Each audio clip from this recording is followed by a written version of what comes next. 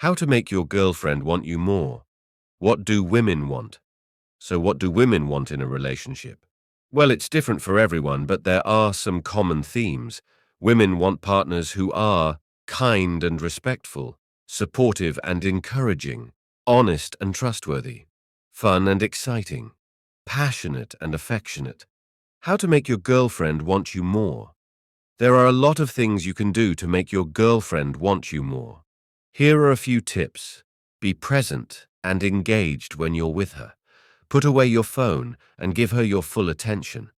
Listen to her when she talks to you and ask her questions about her day. Do little things to show her that you care. This could be anything from making her coffee in the morning to giving her a massage after a long day. Compliment her often, both on her looks and her personality. Be specific and genuine in your compliments. Plan romantic dates and surprises. This doesn't have to be expensive or extravagant. It could be something as simple as cooking her dinner at home or taking her for a walk in the park. Be affectionate and supportive. Tell her you love her, hug her, and kiss her often. Let her know that you're there for her no matter what. Important things to avoid.